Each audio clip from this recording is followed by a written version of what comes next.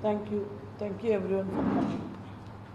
So యాక్చువల్గా ఈరోజు press meet పెట్టడానికి కారణం నిన్న ఎలక్షన్ అయిపోయింది. సో మీరందరూ మాకు సపోర్టివ్గా ఉండి ఇంతదూరం మేము సక్సెస్ఫుల్గా జర్నీ చేశాము. అలానే మీకు తెలుసు ఆంధ్రప్రదేశ్లో కాంగ్రెస్ పార్టీ పరిస్థితి.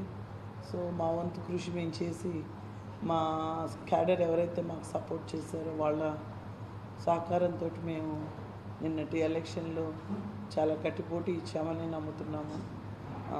సో దాని గురించి ఇంకా మనం చెప్పాలంటే జూన్ 4 తర్వాత మీరందరూ చూస్తారు మేము గట్టి పోటీ ఇచ్చామా, మేమే గెలవబోతున్నామా అనేది.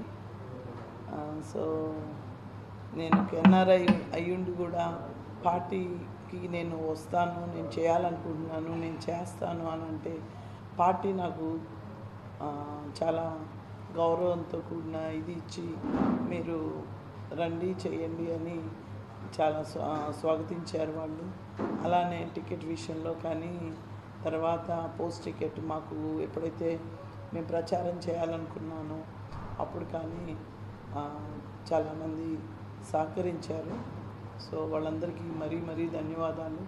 మాలాంటి న్యూ జనరేషన్ వాళ్ళని పార్టీ ఆదరించి అలానే షర్మిలా గారి నాయకత్వం పార్టీ ఇలాంటి పరిస్థితుల్లో అసలు షర్మిలా గారి పార్టీకి రావడము, పార్టీ నాయకత్వాన్ని ఆమె భుజాన వేసుకొని అలానే ఈ కాంగ్రెస్ పార్టీ ఆంధ్రప్రదేశ్లో ఉన్న పరిస్థితి మెరుగుపరచడానికి ఆమె ప్రతి జిల్లా తిరగడము, ఒక లేడీ అయ్యుండి కూడా ఏమాత్రము ఎక్కడా కూడా కాంప్రమైజింగ్ లేకుండా ప్రతి జిల్లా తిరిగి కాంగ్రెస్ పార్టీ కోసం కాంగ్రెస్ పార్టీకి ఎంతో ప్రచారం చేసి ప్రతి ఇష్యూ మీద షర్మిలా గారు మాట్లాడి అలానే టికెట్ల విషయంలో కూడా ప్రతి క్యాండిడేట్తో షర్మిలా గారు మాట్లాడి మాకు అభ్యర్థుల్ని ఖరారు చేశారు. సో ఆ విషయంలో షర్మిలా గారికి చాలా ధన్యవాదాలు. ఎందుకంటే షర్మిలా గారు కూడా కొత్తగా పీసీసీ పగ్గాలు చేపట్టి వినూత్నంగా అభ్యర్థుల్ని ఎంపిక చేయడము, అలానే మా కోసం ఆమె 3 పర్యాయాలు రాష్ట్రం మొత్తం తిరగడము పీసీసీ హైకమాండ్ దృష్టికి తీసుకెళ్లాలనుకుంటున్నాను. దాని గురించే నేను ఈరోజు ఈ మీటింగ్ పెట్టాను. మమ్మల్ని ఇంత దూరం తీసుకొచ్చి హైకమాండ్ ఒక ఎన్ఆర్ఐ అయినా మమ్మల్ని నమ్మి ఇంత దూరం తీసుకొచ్చి మమ్మల్ని నిలబెట్టడం అంటే మామూలు విషయం కాదు. అలాగే మీరు చూస్తే కనుక ఒక ఎంపీగా నేను ప్రచారం చేసిన విధానం ఒక ఎమ్మెల్యేకి టికెట్ ఇస్తే కూడా అంత ప్రచారం చేశారో లేదో తెలియదు. మీరు చూసుంటే టీడీపీ వాళ్ళు కానీ వైసీపీ వాళ్ళు కానీ నేను తిరిగినన్నిసార్లు ఏ ఎంపీ అయినా తిరిగితే ఇట్స్ ఛాలెంజ్. అన్నిసార్లు నేను ప్రజల్లోకి వెళ్ళాను, ప్రతి నియోజకవర్గంలోనూ వెళ్ళాను, ప్రతి చోటకి వెళ్ళాను. నాకు ఎంత పోలవరము విజిట్ చేశాను, చింతలపూడి విజిట్ చేశాను, ఎత్తిపోతల పథకం డైరెక్ట్గా నేను ఆ ప్లేస్కి వెళ్ళి, అలాగే కొల్లేరు కూడా నేను ఆ ప్లేస్కి వెళ్ళి విజిట్ చేసి సమస్యలపై అవగాహన పెంచుకొని దీన్ని నేను కృషి చేస్తానని ప్రజలకు హామీ ఇవ్వడం జరిగింది. అయితే ఈ జర్నీలో కొంత ఒడిదుడుకులు ఉన్న మాట వాస్తవం. ఎందుకంటే ఇవాళ మేము కొన్ని విషయాలు ఈ సందర్భంగా నేను హైకమాండ్కి తీసుకువెళ్ళాలనుకుంటున్నాను.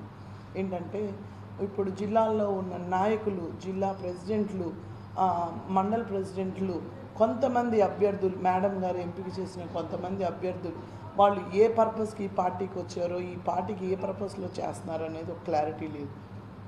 కనీసం కొంతమంది ఎమ్మెల్యేలు అయితే ప్రచారం కూడా చేయని పరిస్థితి. సాక్షాత్తు డీసీసీ అనే పర్సను కూర్చొని లాబియింగ్ చేయడము, తర్వాత డబ్బుల విషయాలు మాట్లాడడము, పక్క పార్టీలతో అటు టీడీపీతో ఇటు వైసీపీతో లాలూచీ పడటము ఏమాత్రం హర్షణీయం కాదు.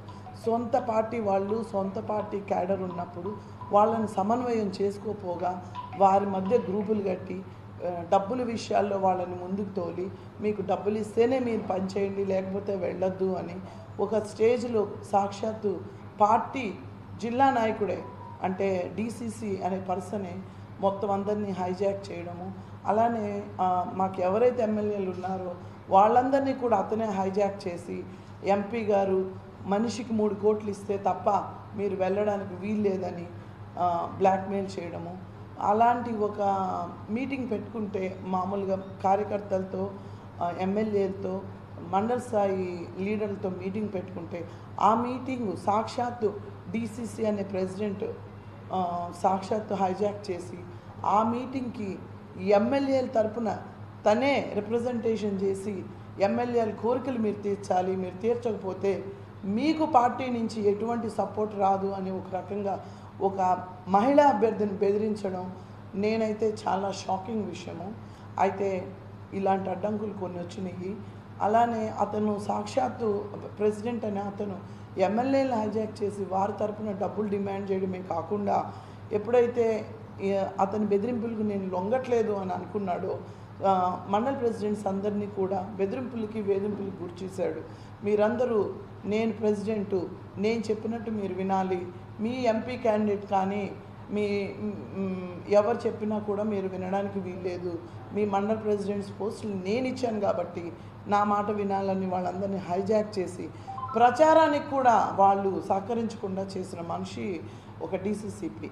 అలాగే ఈ రకంగా తొక్కిపెట్టి ఉంచితే పార్టీ ఎప్పటికీ ముందుకెళ్ళాను. ఇది పైన అధిష్టానం అర్థం చేసుకోవాలి. ఇలాంటి వాళ్ళందరినీ ఏరేస్తే తప్పితే ఈ పార్టీ మాత్రం ముందుకు వెళ్ళదు. మీరు కాంగ్రెస్ పార్టీలో పదవి అనిపిస్తూ